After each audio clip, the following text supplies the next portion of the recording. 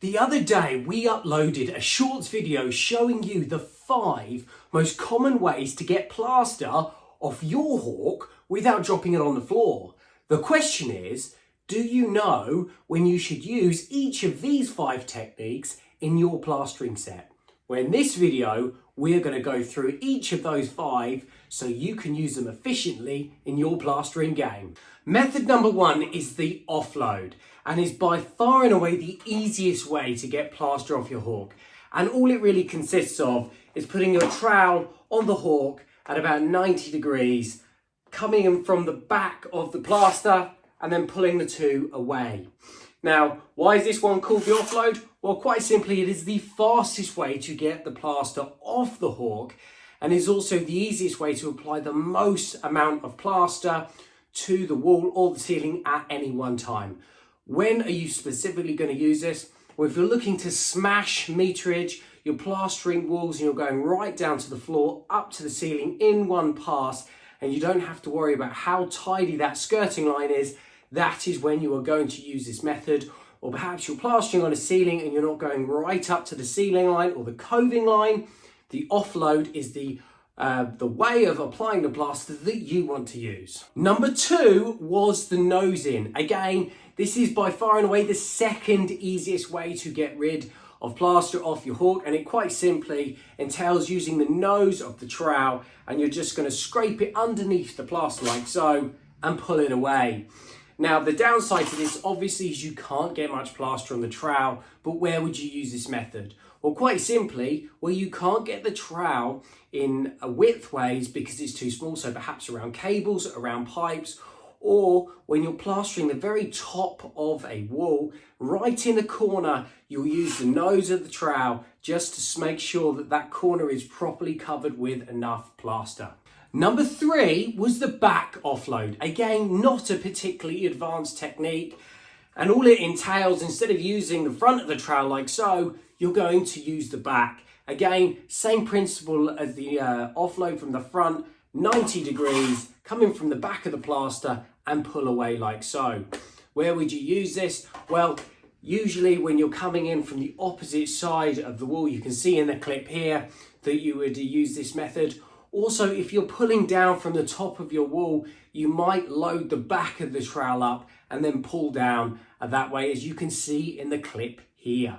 So that's number 3, the rear offload. Method number 4 is the cut. Now, again, this is not meant to be mistaken for the hook. No, the cut is very much specifically used for detailed work, because what you're doing is cutting very small amounts of plaster off the hawk to be able to really fine tune. Perhaps you've got wet corners, you've got ceiling lines, skirting lines, you need to keep them nice and neat, but it's precision work.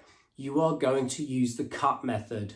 Now, all you're going to do is you're going to have not an awful lot of plaster on your hawk, and you're just going to come in perhaps an inch or so and then just slice off a small amount of plaster. Notice that you don't need that fancy sweeping motion that you have in the hook.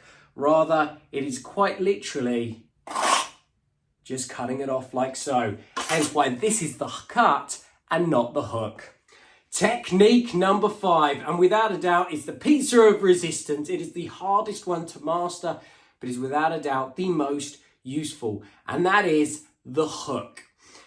Now, what happens here with the hook is what you're actually going to do is you're going to take the plaster from the middle of the hawk, and it goes a bit like this. Now, why is this method the hardest one to learn? Well, quite simply because it uses momentum to get the plaster off the hawk. You're going to have the hawk and the trowel working together in unison, and it is all about timing. But once you've mastered it, it is by far and away the most useful method. Why?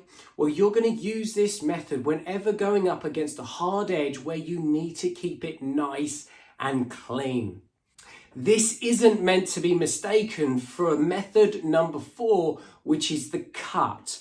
No, with the hook, you are using momentum and you are applying significantly more plaster to the trowel. What's more is that you are cutting the plaster or hooking the plaster from the middle of the hawk. So you can have a fully loaded hawk and take that plaster off. Again, the method you're looking for is that.